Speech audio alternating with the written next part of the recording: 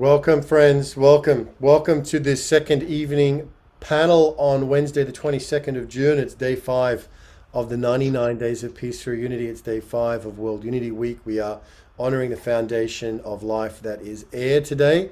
And I'm very, very excited about this plenary. It's such an important issue. It's such an important topic for everybody around the world. This is the plenary Healing the Divide. Come and UnGUN our hearts with Dr. Marty K. Casey and friends we'll be hearing from soon. Dr. Marty K. Casey has asked us today to start with a short video. So we're going to begin with a short video to begin today. Someone got killed this past week in Chicago because they stepped on somebody's shoes. But we say life is priceless. Can't be. Was it 2 years ago? Young lady got shot in the Dallas housing authorities because somebody had some on the social media about some rap music. He went to shoot him, shot through the wrong apartment. 8, 9-year-old girl killed. So it can't be priceless, but it's value. And it's our job today to figure out how we get other people to believe and buy in that is value. This panel that you see, they're very diverse. I'm not talking about in race, I'm talking about in experiences. So they're gonna share their experiences, you're gonna share your experience, but this is a safe place. You get to say whatever you want to say with respect. Whatever you want to say, as long as there's some respect to it. So it's important that you take this time and really figure out the impact that you can have on it, that it can have on you, so you can transfer it back to your schools and your community. That's important. So mainly, I want you to learn today that there are people that care. I may say some things you don't like. I'm okay with that. But I'm very intentional about my words. So very seldom do I say something I don't mean. And I ask you to be intentional. So that way you've thought about it before you say it. That way you don't have to walk it back. You can stand on it. I believe that crime is directly related to tangible opportunities in our community. Right? When I say tangible, I mean, what is an opportunity that I believe that belongs to me that can give value to me? If I give you something if I give you a diamond and you don't know what it is because you think it's a rock, does it really have value? It doesn't have value until you attach the value to it. So what we're doing in growing is a value system where young people can make no more money without taking no more chance. Because nobody wants to take a chance with their life purposefully. They only do so when they believe that there is not another opportunity to be successful. This is your hurt people. This is your hurt people power. Because you took the extreme of a situation of you really getting down to how do we fix it. Because some of you all stand strong on what you believe in, and that's why we make the decisions we make, because it comes from a belief system. It comes from your experiences. It comes from what you've been through. It comes from your feelings. You can't heal anything you don't feel. And some of us have turned numb to other people's feelings as well as your own. So when you ask the question, how much is a life worth, do you even know how to love? You know what it's like to love? In order to love, sometimes you have to sacrifice first. At the end of the day, our goal is collectively to present solutions that we can share across the country. So as a collective, we're trying to figure out for me, I'm asking that we try to figure out how to curb senseless violence. And we do that by creating a value for life. Because the things you value, you don't destroy.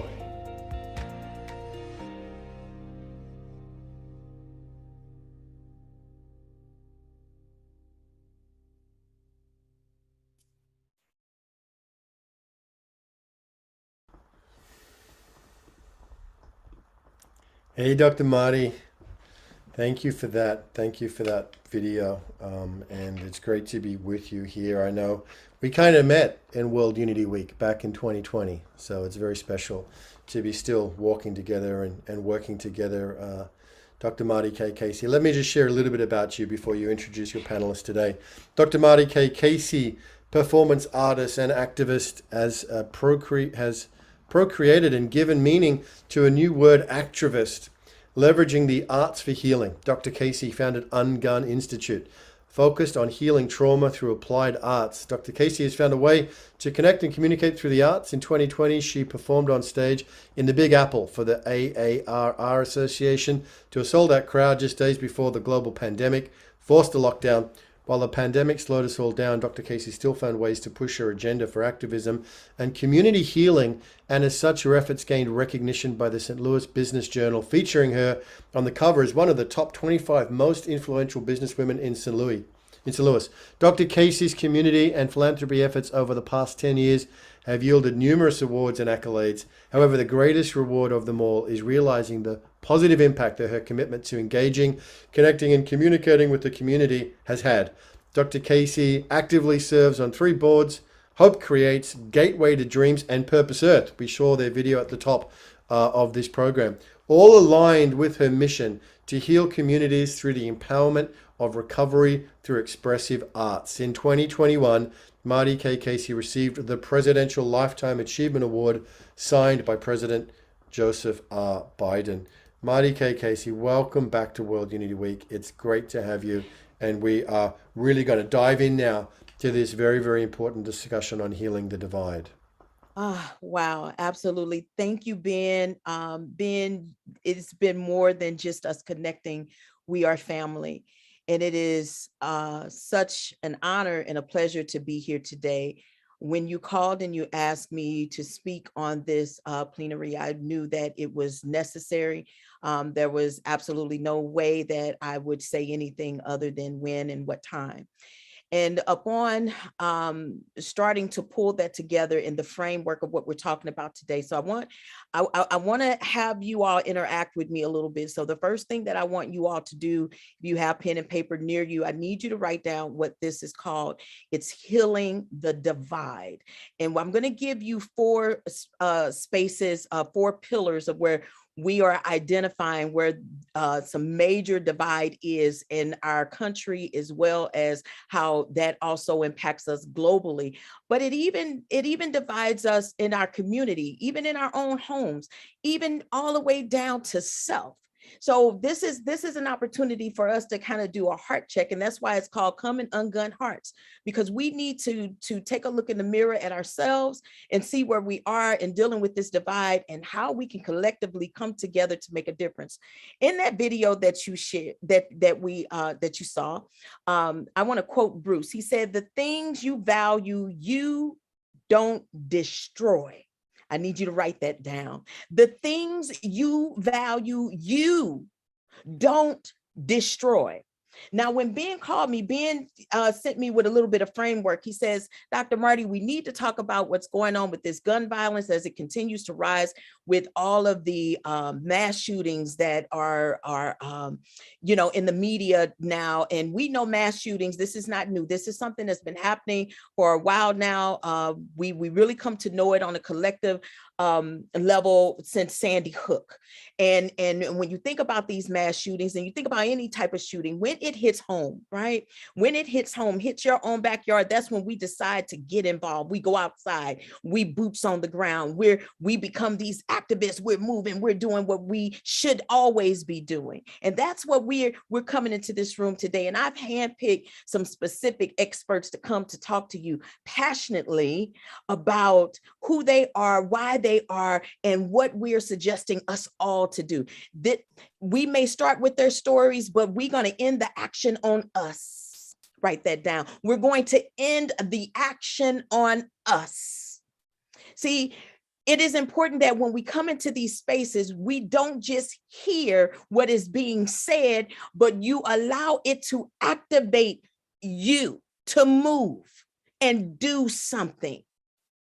And so when Ben shared this with me, he says, "Marty, one nation possesses 400 million firearms is a barrier to world peace.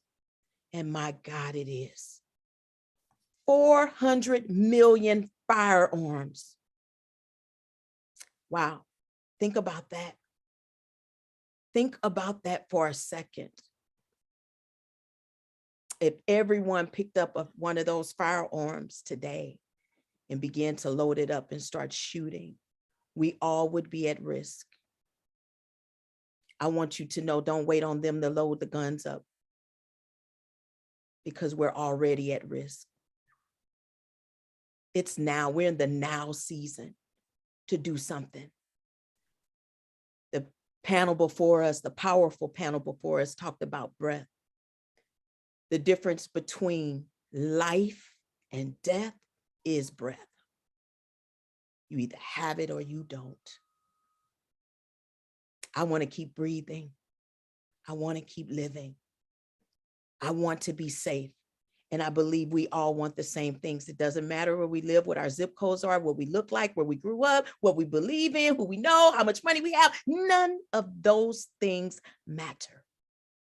What matters is us healing the divide, because as long as we're staying divided, we got a problem and we're going to be at risk. So with all that being said, I probably won't say much more, because that's why my panelist is here today, and I'm excited to bring them forward.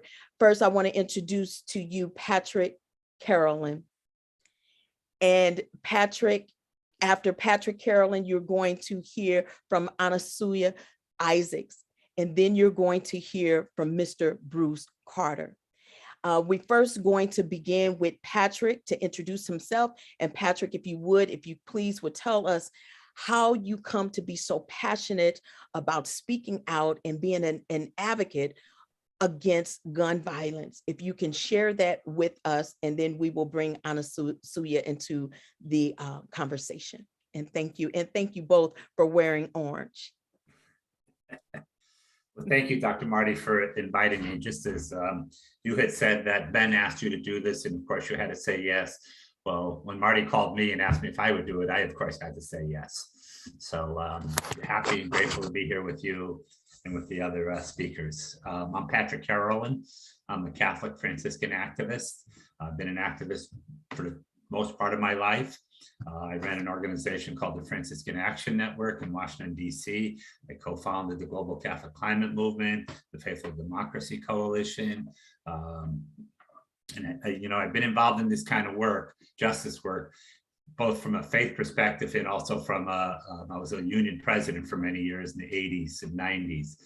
So it's just, for me, it's a passion of doing the right thing. My parents are immigrants. They came to America in 1950. My mother would often tell a story of getting off the boat with nothing. She came to America with one baby in her arms, another in her belly, and to use an old Irish expression, not a pot to pee in. And from that, she, went on to raise 6 children and successful children. And so I always felt that I had to give back. I came from nothing, and I felt strongly that I had to give back. Guns are an issue that just destroy people's lives. I've seen this happen in neighborhoods. I've seen it happen in families, and we have to do whatever we can to really end this violence, this just constant violence of guns. And I'll leave it at that, and then I'll answer your question after. Thank you so much, Patrick. I want to now move on to Anasuya, and she has in front of her name, she put hallelujah so that we know exactly how to pronounce this. So all together, choir, Anasuya, Anasuya. All right, we got it. Come on in, Anasuya. We cannot hear you. We're going to unmute you on our end. Oh, okay, got it. Thank you. Hello, everyone. So yes, a little bit about me. I am the firstborn of an activist who was the firstborn of an activist who was the firstborn of an activist. So my family for generations has been fighting racism and oppression since the end of slavery. My grandmother's grandmother was born into slavery, and my grandmother's mother were babies at the end of slavery. So I want to have the context that it's not that long ago. that the oppression that was lived on this land by Black people as enslaved beings happened. So my family has been a big part of our family has been in service to the justice movement, the equality movement, the equal rights and movements, because we see all the ways that being oppressed as a woman, as a Black person, it happens in America. So I'm very grateful to have my mother show me the example as someone who walked out of school and joined the student doing sit-ins and the marches and took the risk of getting kicked out of school, which her parents had worked very hard to save money for her to go to. She took the risk of getting kicked out of school for missing summer school to be part of the movement. And she has the dog bites and the bruising still, the marks from the hoses. So I never knew that not being an activist was a possibility. It just, that wasn't even for consideration in my family. It's like, what role will you play? You get to choose how you play your role, but you will play a role in advancing equality and justice. And so one of the ways that I've done it is very quietly behind the scene. I've been working with women and children around owning their voice after their voice has been snatched by trauma, be it homelessness, be it domestic violence, be it rape, be it molestation, be it crimes. There's so many ways that our voices get taken from us, and trauma as it experienced shuts down not only our voice, but our sense of worth and self. And so we don't feel like we have rights or have the right to ask for rights when our voice has been taken. So that's where I've been focusing on around the world, in South Africa, in Kenya, in Senegal, in Germany, working with immigrants, working with refugees who are fleeing, and also just at a loss. So much trauma is experienced in the world. And that's where I put my talents as an artist, as a writer, as a performer to work, to teach people new ways to have language, till they get their own innate divine voice back. So that's a little bit of what I've been doing. Thank you so much. We're going to go ahead and jump right into this. The 4 pillars that we're going to be speaking from tonight in this first half, before we bring Bruce Carter forward, who you saw in that video.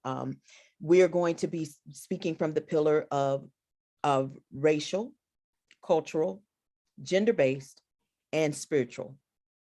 Racial, cultural, gender-based, and spiritual. Those are the 4 divides that UnGUN Institute has identified as being the areas of concern of why gun violence continues to rise. And we are here today on healing the divide. So we're asking you and everyone, including myself, all of us, to come together to UnGUN Hearts. So I am going to start with you, Patrick. I asked the question, and I would like for you to, if you will, give us a little bit of your backstory and how gun violence has affected you and or your family directly. So let me start off, just talk a little bit about, you had mentioned 400 million guns in America. I think it's important to understand that according to Pew Research, only 32% of people in America have guns. So 32% of people in America own 400 million guns, and less than 50% of households have guns in them. So this is not everybody has a gun. There are people out there who would like everyone to have a gun. They keep saying, well, if everybody has a gun, then nobody will get shot. We all know that's crazy talk. So we have to understand that. I also think it's important, as we're talking about the issue of racism and guns, that we have to bring in the whole idea of, when we're talking about guns, the first thing that people talk about is the Second Amendment. Well, the Second Amendment gives me the right to carry a gun. Actually, if you really look at the history of the Second Amendment was written as a means to placate Southern states, because there was a whole divide between the Northern and Southern states when they were creating the nation. And part of it was over slavery. Southern states wanted to keep slavery. Northern states, this is going way back 1790s, 1780s, wanted to do away with slavery. And they reached a compromise. And the reason that the southern states were insisting on this right for guns, it was not a right for individuals to bear guns. It was a right, it says it very clearly, for well-regulated militias. And these militias in the southern states were militias that were used to hunt down runaway slaves. And so the whole purpose of the Second Amendment was to give the southern states the rights to continue these militias that would hunt down slaves. So there's that whole connection between that Second Amendment and slavery and just, hunting down slaves, creating militias so they can hunt down slaves. The other part of it is, we always hear from the NRA about how we can't do anything about guns at all. Yet in the 60s, when the civil rights movement was happening, and there was another movement, kind of part of the civil rights movement, the Black Panthers. Black Panthers were not necessarily as against violence as Martin Luther King Jr. was. They weren't for violence, but they also understood the right to protect themselves and their right to own guns so they could protect themselves. And California introduced legislation that would limit the ability of people to own guns. And the NRA supported that legislation because the way the legislation was written, it was written so that it would limit Black people from carrying guns. Didn't necessarily limit me, but it would limit Black people. And in a number of southern states, those laws were already on the books that Black people couldn't own guns. And the NRA supported those laws to regulate guns. So you see that the whole issue of guns and racism is just so connected. And let me tell you a personal story about myself and how I became an activist, particularly around this issue. I've been an activist on gun control. And, I mentioned, I don't think I did mention, but I'm married, I have 4 children. And so I used to go to these meetings, these gatherings, to talk about gun control, these gatherings of activists. What can we do? What kind of legislation could we pass? And they would always ask at the beginning of the meeting to stand up or raise your hand if you've been personally affected by gun violence, if you have been shot or you have a family member who was shot. And I would look around the room and I would feel really bad for all those people. I would say, that's terrible. Look at all these people who's, a son, a daughter, a husband, whoever was shot. And then one day I was living in Maryland at the time. My son was living in Savannah, Georgia. And one day my wife got a phone call and she said, it was from a hospital in Savannah. And she said, your son's been shot. The hospital said, your son's been shot. He's in a coma. He's in critical condition. You need to get down here as soon as you can. So my wife and she called me at work. I came home. We started calling around to try to get a flight down. We were getting on an airplane, not knowing if when we got off of that airplane, if our son would still be alive or not, because he was in a coma and he was in critical condition. We got to the hospital and let me say that thankfully and blessedly, my son survived being shot.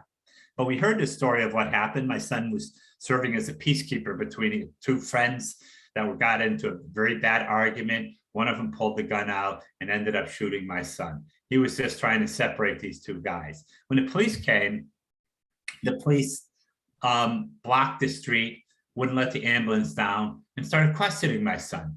They started asking him. His girlfriend was trying to cover him, put towels on him to stop the bleeding. They started asking him, was this a gang? Was this a drug related? What gang are you involved in? They started asking him all those questions. And then finally the ambulance came, they took my son to the hospital and they were able to get him, he did recover. So I share that story with you because one part of the story I didn't share with you is my son is Black. And I often think about that in terms of if my son was white, would the police have been asking him, was this drug related? Was this a result of gun violence? The police did absolutely nothing to help my son. And if he was white, they would have done everything they could have to help him, to try to take care of him. So for me, I then get to stand up now, not happily, but I get to stand up in those meetings and say, I've been affected. It's touched me personally now. And as I said, my son's doing good. He's a chef down in Savannah. So if you're ever down there, look him up. He'll cook you a good meal. But just understanding from a personal perspective what happened there. The guy who shot him was a friend. He had a handgun. He had a license to have the handgun. It had nothing to do with illegal guns or anything like that. It was a fit of anger, and he had that gun on him, and he pulled it out, and he shot my son. And this is a young man who, when he was younger, was at our house all the time. Wow. So a lot of the gun violence that we hear, we always hear about the mass shootings. We don't hear as much about that kind of gun violence as well, and how many people it affects and how many people are just lost by it. So I'll leave it there. But again, I just want to, we can't disconnect the issue of guns and racism. We can't do that. They're connected to each other. They're intertwined with each other, going back to the creation of the Second Amendment. Wow, wow, wow. How powerful, Patrick. Now, you know, I know your story and I've heard your story several times, but every time I hear it, it impacts me the same.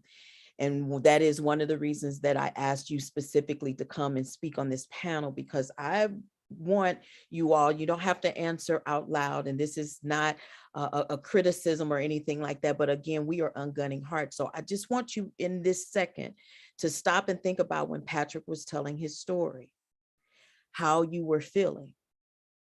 And then when Patrick said his son was Black, did it alter how you were feeling? Did it change anything in your perspective or your heart?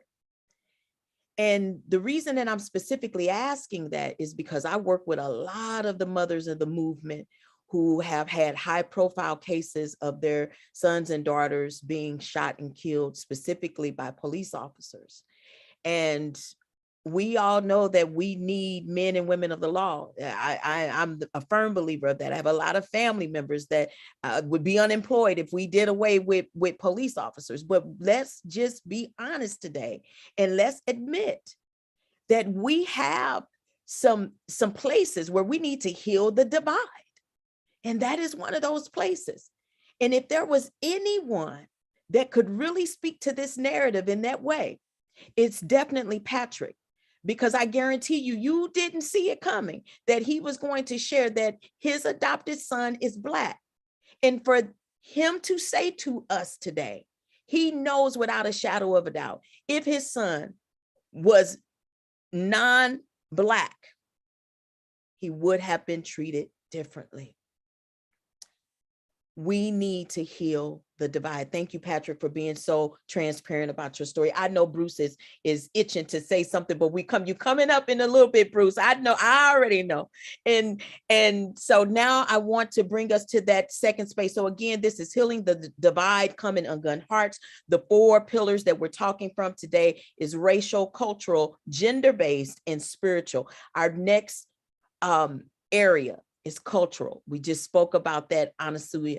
If you can kind of briefly, and I'm saying that sister and brother, because we want to make sure we have enough time to get everything here in the end. So Anasuya, if you can speak to that from a place of cultural, what are your thoughts on what you just heard Patrick say? Well, you know, he didn't even have to say his son was Black for me to know his son was Black. And that's a sad thing that I could say that. Culturally, I just love the number 400 million guns, because 500 million, Lord have mercy, 400 years, Black people have been in this country. So if you look at it, for 1,000 guns for each year, 1 million guns for each year that we've been here. And I say that because this country was founded on domestic terrorism. This country was founded on domestic terrorism and oppression. So with the genocide of the Native Americans and the enslavement of African people, there's violence that's been sown into our foundation. And so it's important to say 1 million guns for each year, because there's a reason they're whites, are mainly the ones with the guns, who are accumulating the guns and using the guns in the way that has been used in a detrimental way for the masses, is because we have people who, and when the Second Amendment was founded, whites were the minority.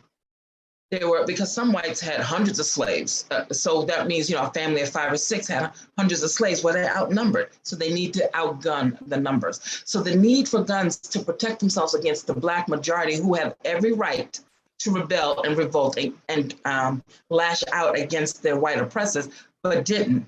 But because they know in their heads that day is coming, they are always prepared for the day Black people and brown people and Native American people wake up and say, hey, this is wrong, what's happening to us. So even though that day has not happened and probably will not happen, they are prepared for the inevitability of retaliation, because our culture is founded on retaliation, oppression, fight, dominance through violence. This is what's been happening since slavery ended, with the lynching, with the bombings, with the mass terrorism. I mean, the very first sheriff, the very first people to wear a badge were slave catchers. So I just want you to get that. The very first people to wear a badge, the very first law enforcement in this country was the slave catcher. And that's the role they've been playing. Police brutality is keeping people in the jails. That's another subject. So culturally, we have a gun problem because we have a racism problem.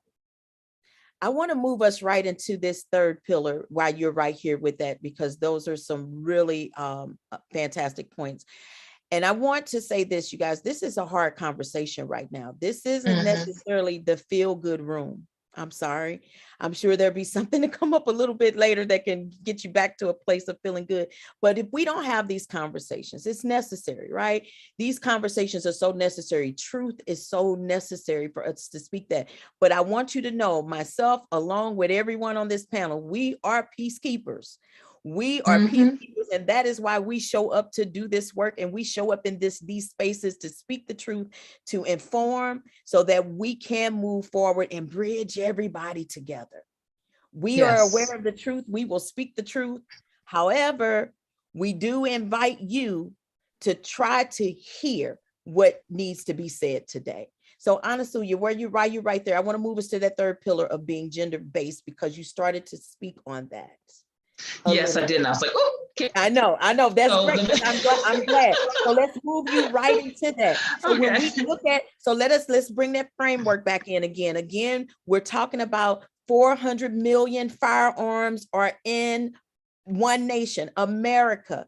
And that's a barrier to world peace. That's a barrier, you all, and we're peacekeepers. So when we look at this violence, where is it coming from? Where's those specifics?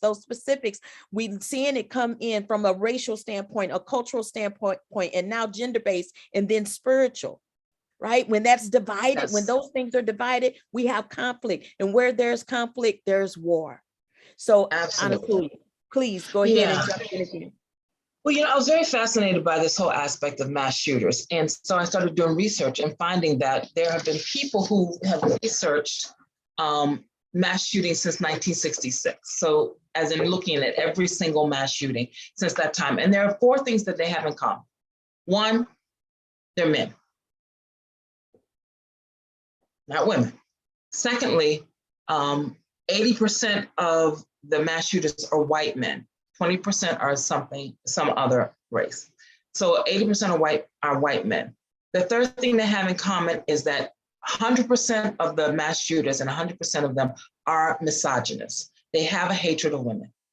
The fourth one is fatherlessness. So right now I'm going to speak to the gender-based violence, because at the heart of these mass shooters, these men, is someone who does not like themselves and doesn't feel empowered and respected as a man.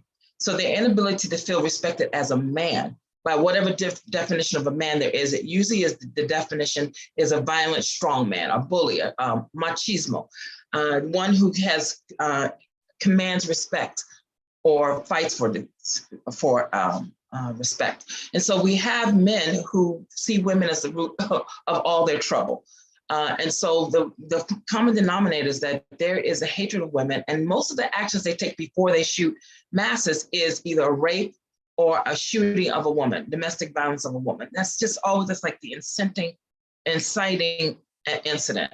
So when you have a culture that does not value, as Bruce says, when you don't destroy what you value, what we see is a consistent across the board lack of value for women and women's autonomy over their bodies and be able to control it. What these men want is access to women's bodies. So this is why rape is not prosecuted, which is why stalking is rarely prosecuted, which is why restraining orders don't work, because we don't have agency of our body. What they want, they take. And so when you don't have respect for the body, women's bodies, then we have the kind of crime that's happening. And so just to pick up on the culture and lead into what Patrick's going to talk about spirituality, is that when we have a culture that is where the central religious figure is a man on a cross, being persecuted on a cross, we have the worshiping of death and fear. If we were to change the central religious figure to a woman giving birth, we'd have a respect for life and for women, and we don't.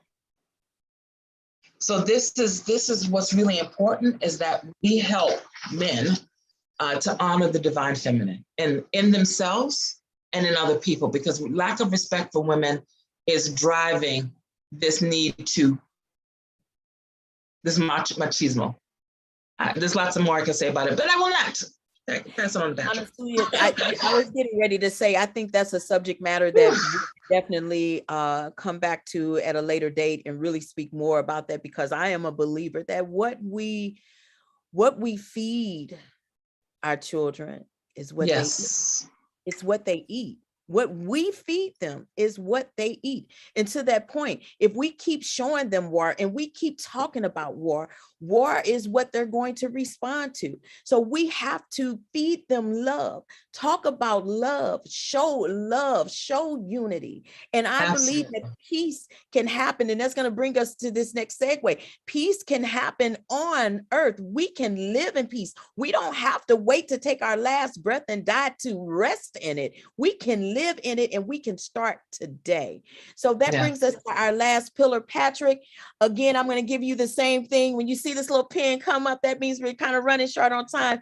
So Patrick, if you can, this fourth pillar here, if you can speak to it from a place of spiritual, where the gun violence is shifting, or how it's or where spiritually we're shifting, and that is causing the gun violence to continue to rise. Again, this is Healing the Divide, Common Ungun Hearts. And someone, I just have to say this, Patrick, someone in the chat asked, Marty, are you going to tell people how they can ungun? Because we have someone in here who's experienced gun violence, and they're going to need some of those points. Absolutely. You know, I'm not going to let you leave out of here without giving you some points and we leaving out on a good note. It sounds like the choir is singing a slow dragging song, but I promise you, we're going to be on a high note in just a second.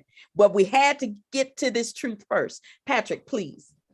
So thank you. I'm going to follow up a little bit on what Anasuya said about Anasuya. the whole Anasuya. Sorry, Anasuya. I apologize. Following up on that, when she talked about the misogyny, and we have to ask ourselves, where did that come from? We're not born misogynists. So where does that come from? And where in our moral and ethical values do we, and what we have to look toward is our theology, our theology of our faith. I'm Christian, so I look at it from a Christian perspective. And but you could look at it in other faiths as well. And two things about it, and particularly in the Christian world, one of the leading theologians in Christianity is a man named St. Thomas Aquinas, 12th century theologian, considered the all-time great theologian. And Thomas Aquinas said that masturbation is a greater sin than rape. So that should kind of give you an idea from a theological perspective of why we are living in a misogynistic society now. Our faith has taught us that from the beginning, from the very beginning. And, we can go back and we can look at our whole model, both whether it's Christianity, Islam, Judaism, it's all centered on this idea that we have to be good stewards of creation. And we have to dissect that a little bit. And what does that actually mean when we say we have to be good stewards of creation? And what it means is that we are at the top of the pyramid. And so we are the ones that are in control. We get to make the decisions of what's right and what's wrong. And then we can dissect it a little more and we can say, well, who's this we were talking about? And what's turned out is that in most of culture, the we is male. And in Western culture, the we is white male. So we developed this whole theology centered around white males being in control, a theology centered around a misogynist. And so we need to change all that. If we're going to go forward, we need to reimagine our spirituality, our sacredness. We need to rethink it. I follow Franciscan tradition, Franciscan spirituality. St. Francis taught us that we're all connected. We're all part of the one. We're all interconnected with each other, all of creation, not just parts of it, but all of us. And that we're all supposed to be responsible for each other. And also, there was a man named John Duns Scotus, a great, great theologian, often both misunderstood and kind of buried. But John Duns Scotus talked about the kinship of creation, not being stewards over creation, but being kinship with all of creation. So in being in relationship with all of creation. We need to rethink our theology, our spirituality, our faith. We need to move away from this concept of, I'm only here so I can get there, wherever there is, to heaven. And we need to think a theology that says, I'm here so I can create heaven here. And I can create a heaven that we're all together, we're all one, we're all part of the one. And I'll close with just this two things. One is, I heard this expression recently, and I can't remember where I heard it from, so I'll just say it. And that it was that the love we receive in heaven is equal to the love we give away here on earth. And then the second one is, my old good friend Brian McLaren often says, do you think Jesus came with a building plan or an evacuation plan? Because all of our theology today is centered on an evacuation. We're going to go there. And everything Jesus talked about is building the kingdom of heaven here, creating here. So that's what we need to be thinking about. And that means, you know, and it means you have to feel uncomfortable. I liked what you said earlier about that, Marty, but I have a good friend, a priest, who would get up at the end of Mass and say, I hope I've made you feel uncomfortable, because if I haven't, I'm not doing my job. We don't transform in our comfort zone. We only transform when we get out of our comfort zone. So I kind of hope I've made some of you feel uncomfortable tonight. We all should feel uncomfortable enough that we're ready to take the challenge and move forward. Wow, wow, wow. Amazing, amazing. I want to thank you both, Patrick and Anasuya. Amazing. Thank you for sharing your backstories. Thank you for giving your opinions. Thank you for doing the work. Thank you for being activists and active. Just thank you for being active in doing the work in the now. And please put in the chat how everyone can find you, what you have coming up, so that we can continue to follow you and support you. And I think it is necessary, but stay with us, because we bring in Bruce forward now. As you all remember the video that we saw in the very beginning, this was Bruce's brainchild, if you will, in Texas, where he invited me to come and to be a part of that powerful panel. And you will see in just a second, as Bruce introduces himself, he is a powerful man. I got a chance to meet him here in St. Louis after the unrest of Ferguson, when and he'll share more about that, of what brought him to St. Louis and all around the nation and the things that he does. But this, I have to say, he is truly a man of his word. And he is all about community first. And he's all about family, the one family. And that means all of us are one family. We all are a part of that family that he believes in. And when I saw this, he was someone that I said, anytime you need me, call, I'll come. And that is what we have been doing now for several years. Bruce, I want to welcome you to the stage, turning it over to you now, my brother. And thank you for being here. All right, thank you. Just trying to absorb the notes that I've taken in from the previous two speakers. And I met Dr. Casey several years ago. I was on what we called a tour. I've done many tours across the country, as she kind of mentioned. And this one was a 40-day, 40-night tour called I Think Solutions. I took 4 different generations across the country to understand senseless violence and homelessness. Left Dallas, went to LA, San Francisco, Oakland, cut across to St. Louis. From there, went to Chicago, Detroit, Cincinnati, Baltimore, Memphis, Atlanta, Houston. And when I got to Houston, I don't know if you're familiar with the Tatiana Jefferson shooting, which was a young lady that got shot by a Fort Worth police officer. Her uncle was the driver of my bus at the time.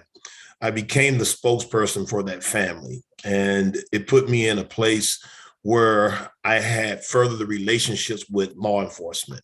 I'm also the guy that did the 1-year anniversary when the 5 police officers got shot in Dallas because the organization struggled to get together. So based on seeing people divided who were supposed to be able to get together, it wasn't always about race. A lot of it was about power and what they wanted out of the deal. And so I created what was called Blessed Are the Peacemakers. And I modeled it off of Matthew 5:9 from the Bible. And I want to be called the child of God. So anything that gives me some points with a relationship with God, count me in.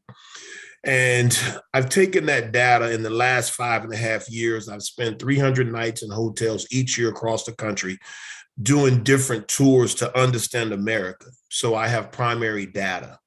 And I didn't do that as a person with a grant or with a company. I did it myself.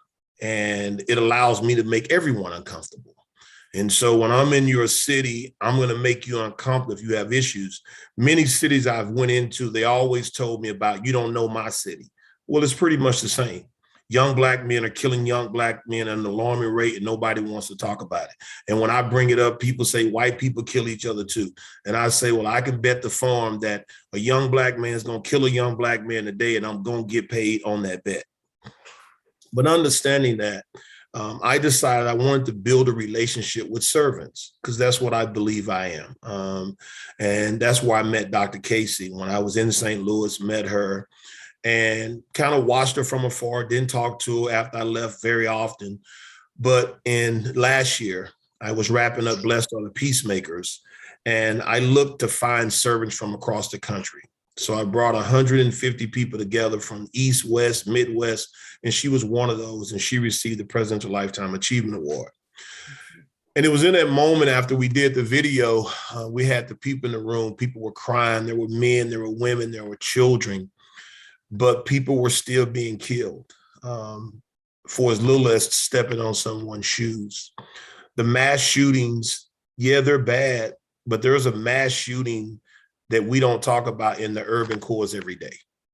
And so the question becomes, how do you fix that? How do you make sense? I'm the guy that don't talk about race because I'm not going to let my skin color define me. You're not going to stop me from doing what I do. I'll give you more problems than probably anyone. So I don't worry about the race. That doesn't make it not exist, but it's not something I focus on. So I need help from everyone. I don't care what your gender is. I don't care what your skin color. I don't care what your age. In order for us to get to the point we need to get to, everybody has to play a role. So what I decided to do after taking these tours and walking in the city council meeting, public hearings, and finding out that many of our leaders had no value in solving the many issues that we're discussing today. So politically, I get very active. But even with the politics, it didn't matter who the leader was. We just couldn't get there because it's going to take people. So what I opted to do was create a space where I could take the information that I've learned over the years and transfer it. And so I will be opening up what's called PTI Trade School. The PTI stands for Pathways to Independence. And I will be doing a tour going to find my first 150 students across America. And I will bring those students to Texas on about 150 acres, and they will learn how to be good people. I think that if we can start producing good people and put them back in the space they came from, then we can start to create the difference that we desire. I can't take a young man who saw his mom get beat. You go to St. Louis, right now it's #1, but there's more unsolved murders probably than solved murders in the last 5 years. And what happens is you're going to have people that have multiple bodies on them because we're not taking killers off the street. And so what we got to do is we have to be able to take this new generation of individuals that we build as a unit, but we also teach them to solve some of the issues that plague part of the poverty. So they're going to learn what it means to have food security. They're going to learn vertical farming, how they can go back and be the store owners in their communities. They're going to also learn how to create positive music, music that can heal the soul, that can inspire versus destroying. They're going to learn real estate development. So it makes no sense to go into Baltimore or St. Louis and see buildings that are vacant and we have homeless issues or people that live on top of each other, and we can teach people how to own these blocks and do good. We're going to teach them how to develop technology, whether it's electrical issues that we have in Texas or other issues, because we have the talent. They're going to learn how to manufacture. There's no way that a place called America should be struggling because there is a war in Ukraine or something's happening over in China. So there's just so much that we need to do. And my favorite song, and I'm going to be done, Dr. Marty, my favorite song now, starting about 2 months ago, is by Alan Jackson, and it's called The Older I Get. And the older I get, I start to see things a little different. I don't move as fast. So I know that I need to transfer that so they can move. And it is going to take all the views. What Patrick said, I'm over here taking notes because it's important. I mean, I am a primary data guy, but I am also, my degree is in education. So when I get data, it's important, and I like to understand why it's brought from the perspective. When Patrick was talking about his son, I was saying in my mind, and remember, I could care less about race. I'm like, dang, they asking that white guy, why was he in the game? And then I'm like, oh, there we go. So there's just things that if we learn how to love people and show love, that we can walk in spaces and we will find people unbeknown that has the same spirit. And that's what happened in St. Louis. And that's that has happened as I've traveled the country. So there are good people out here that's willing to put the work, but so often we're so spread out in this space or in this country, in this world. And so hopefully as we continue to gather people, some of you all will be a part of the next ceremony that I do. And it's called the Weekend of Honor. And I just believe in giving people their flowers while they're living. And, God has been good to me. And I tell people I live by two things. That's faith and favor. And neither one has ever failed me to this point. So what I want you to do, as we are very close to releasing our school portion of the website, it's ptitradeschool.org. If you go there and just go to the contact, if you want more information, once we release the entire website and go live, you definitely can see it. And what we're going to do a pilot in the Dallas-Fort Worth Metroplex. I'm going to work within 14 counties, and it's called Prison to Six Figures. And some people may only hear the six figures, but what we're going to give this group of people who've been in this struggle, because in America, beyond death, going to prison is probably one of the worst things that can happen to you. And people will treat you like that. You can ban the box, you can do all these things, but if you were in prison for a crime and a similar crime happens in and around your community, the first thing the police do is say who in the community might have committed the crime, and they go back to the historical data. And so we need to give those people an opportunity to correct some of the damage that they cause, but also tell their story in a positive light so they can learn to see themselves better, and their own self-efficacy will take them to the next level. So that's what we're doing. And Dr. Casey, I appreciate you for inviting me, because I've learned some things today, and I'm going to chime back in throughout the week, the rest of the week. But it's always good to be around servants. And for that, I appreciate you all. And it was good meeting you. Wow. Thank you so much, Bruce Carter. Now you see why he was also invited to come along with these other two powerful panelists. All three of you all have enlightened us on so many things. They're so passionate about what you do. And this is a place, Unity Earth is a place where we all are one and we are family. Ben Bowler, my brother, I just have to say that this is your creation. You help us to be who we are, to be able to come into this space and invite others to enlighten us. And I want to thank you. If everyone can just kind of hand clap where you are right now for being, because we love you, we love you, we love you, and we thank you. Sign Network, Becky, everybody that's a part. I don't even want to start naming names because we'll be here another 24 hours. But I just want to thank everybody that is a part of Unity Week and what we've been doing. Lisa, I see her on the screen. Lisa had an amazing event on Sunday for Juneteenth and shared her platform and invited me to be on there. And Lisa, I want to thank you for the work that you're doing. And it's just the beginning, because we do have to continue to celebrate each other. Celebrate each other in our history. That is so important. The last couple of things I want to share before we wrap. I just received this news right before I came into this room today. I was contacted by a producer out of LA, and they are flying me in tomorrow. I will be speaking at the Capitol in Washington, D.C. I fly out at 6:15 in the morning, speaking at the Capitol in Washington, D.C. on our gun violence issue and gun safety. And that this is, I guess I can send it to you, Ben, but it's 24/7. The People's Filibuster for Gun Safety is where I've been asked to come and be a part of that. Please send deep prayers over to me, as I am not necessarily, I'm one of those people, being an activist, I don't necessarily have the structure that I wish I had, that I see so many of you all operate from. I really come from a place of heart and a place of passion. And I, in this particular case, I don't want to prepare and think about what I want to say. I want to show up and say what God tells me to say, what he releases me to say. And so I just ask for your prayers on that. The last and final thing that I would like to mention is that, and I can also show you this a little, if you go to unguninstitute.com, I'm wearing a shirt that reveals the power source is me.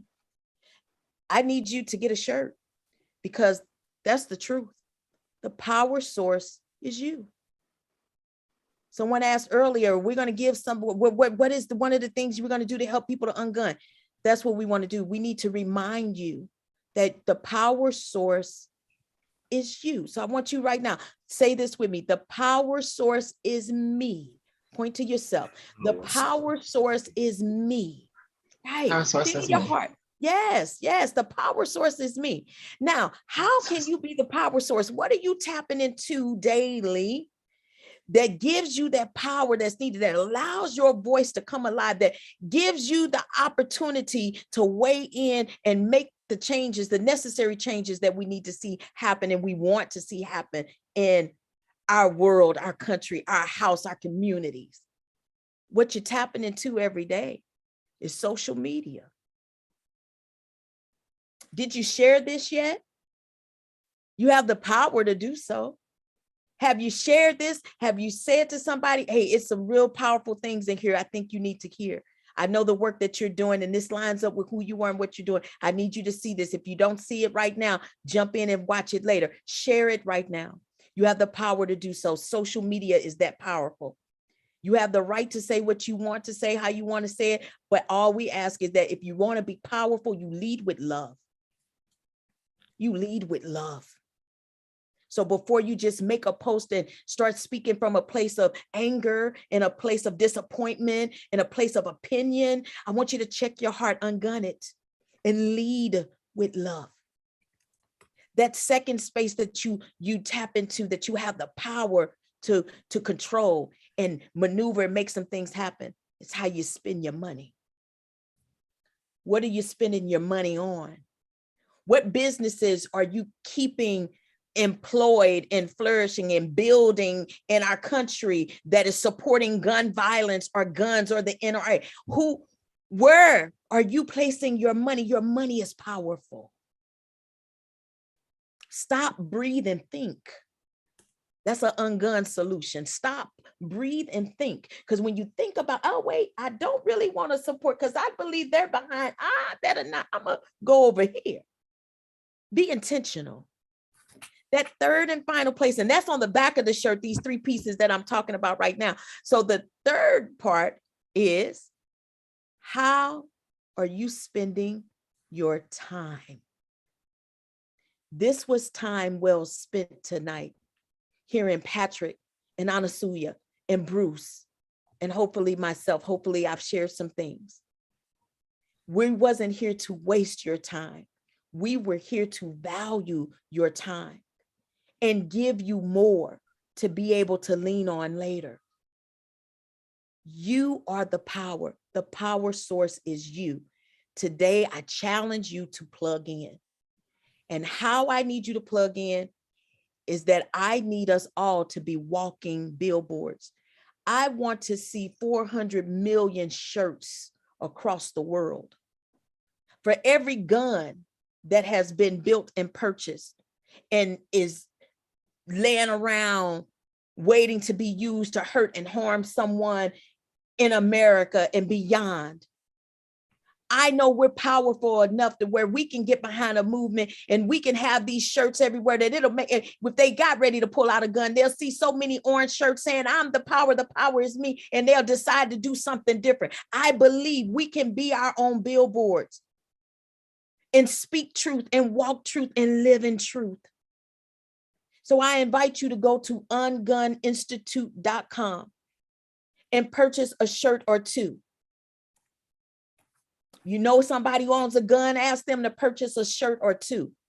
The proceeds of those shirts that are being purchased will allow me and my team the ability to help to ungun those hearts that Bruce was talking about, coming out of prison, feeling hopeless.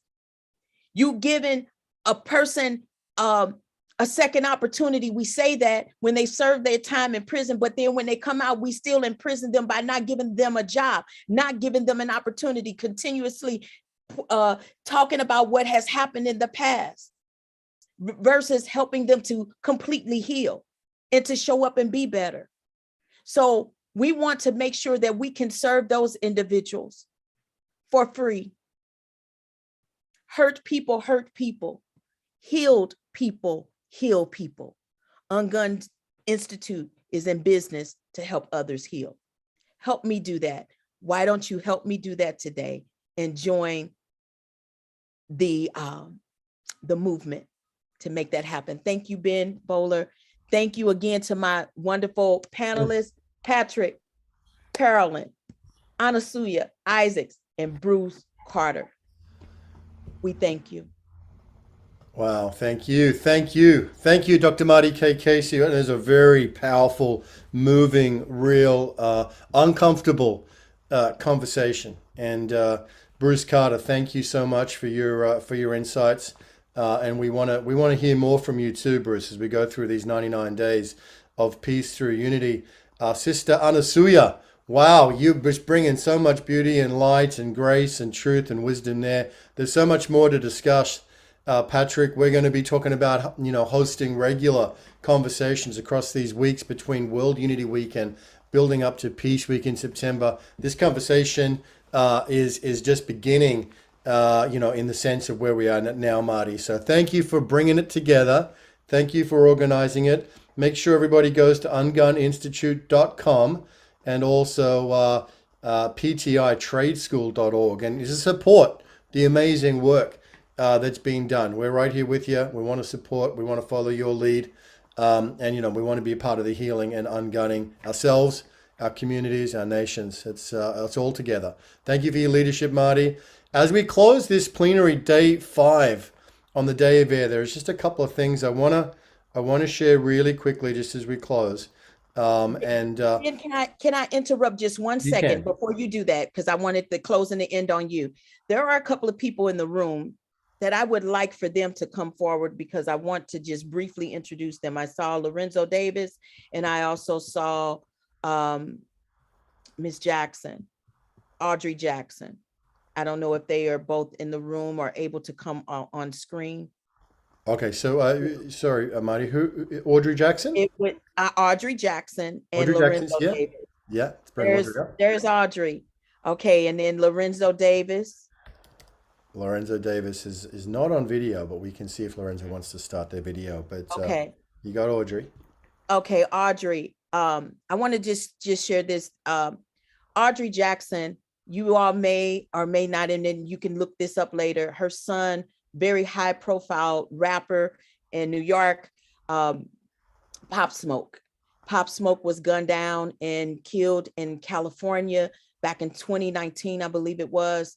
And he was doing a video out there and he was gunned down and he was shot. And Audrey also is one of the recipients, if you will, of Purpose Earth. And I brought Audrey into the space here because of the work that she's doing is amazing. And I definitely want to make sure everyone connects with her and to hear the story of what has taken place and how she's moving forward, how she's ungunning. Audrey personally was ungunned by me and entered into a session of being ungunned. And so I'm very grateful for the work that we do here. Lorenzo Davis is a part of the UnGUN team. Lorenzo was also shot, and he was shot by a friend. He was paralyzed and he had to learn to walk again. Lorenzo is in his early 30s, and after being ungunned, after he was able to come back from being paralyzed to gain his mobility in almost 95% of his body, but there was a part on the left side that was not, it was still without feeling and without motion. After being ungunned, Lorenzo, if you will, I would like to share, he's 100% back walking and feeling again, because that trauma piece, that trauma hits us so hard in our mind, our body, and our spirit, we feel the aches and the pains, and it shuts down the nervous system and everything that's happening in our body. You would be surprised the trauma you're holding. So I highly recommend, you don't have to come to UnGUN Institute to get the help that you need, but I can't let anybody leave here without highly recommending that you go and talk to someone and see someone about any trauma that you may have experienced, that you think that you're coping with and you're living with. I'm telling you, it is also a barrier in your life. And I want to see everybody live their best life. So that's all that I wanted to say real quick. I want to thank everybody for being here tonight. I see so many faces that I know and I love, but I want to thank you. But Audrey and Lorenzo, thank you for allowing me to share that piece of your story. Ben, I turn it back over to you. Thank you, Marty, and greetings to you, Audrey, and to Lorenzo. We're happy to hear that things are coming good after such a horrific turn of events. There are just a couple of things to share before we close today. Day 5 of World Unity Week. This was an amazing panel. Thank you, everybody. Thank you, Patrick. Thank you, Anasuya. Thank you, Bruce, and particularly thank you to you, Marty, for putting it all together. We know every day the listening field is having some amazing sessions connecting with the nature elders, and there is some beautiful messages coming out of there. I just want to take a very short moment to share that, and maybe it's a good way for us to close today. And then we're going to hear Jonathan Granoff's 5th. He's doing 99 names in 99 days. We got and this is a really perfect one for today. We're going to share that as well. So let's just have a look at the listening field, what they want to share with everybody here about air. How do I get to this place of peace through unity in 99 days? Today I became the cloud. What does this mean? Yesterday I looked at my flowers and took in their beauty. Today I am the flower. I am unity. Oh, that's beautiful. These are reflections that are coming from the daily listening field. And this was day 5. Linda DeHart, who's here with us in the room, was connecting with that spirit of air and bringing through that beautiful reflection. There's another one also before we get to Jonathan, which is, I love this one too. Marty, what are you seeing there? Are you seeing the pink one or the yellow one? The pink. Okay, great. How do we restore right relationship with you? Air, partnership. Partner with me to sound the vibration of love, trust, and change into places and spaces that need renewal. Wow. I mean, everything we've been talking about today, talk about places and spaces that need renewal. Sound the vibration of love, trust, and change. And that's exactly what our speakers are doing with their incredible work. Each and every one of you is doing that in the world. So what a perfect message to come. And just to finally close this day 5, this is 99 names in 99 days. Our amazing brother, Jonathan Granoff. Let's see what today's name is. Today's sacred name of the divine is Ya Salam, peace, the giver, the reality of peace. This is such an enormous part of the mystery of life itself and the creation of infinite galaxies, cosmoses, and lives, that it's just so clear that any explanation of this word, it's so core to understanding everything, is just a grain of sand on an enormous beach. It's just one of so many wonders found in the pursuit of peace. Peace is the fulfillment of our journey, but it is the journey itself. People sometimes think peace is not active, but peace is active, but peace is also not active. It's also completion. So I'm going to just give one reflection on the pursuit of peace that has been meaningful to me to share, which is that real prayer opens the heart to love and compassion. And the evidence of love and compassion is caring for others. The evidence of caring for others is service. And the evidence of pure service, of service in which, as the Bhagavad Gita says, the rewards and losses in all is dedicated to God, is dedicated to the divine, of one surrenders the fruits of their labor, but accepts the privilege of serving in this school and this university, in this sacred place of creation. The consequence of serving with that purity is a clear conscience.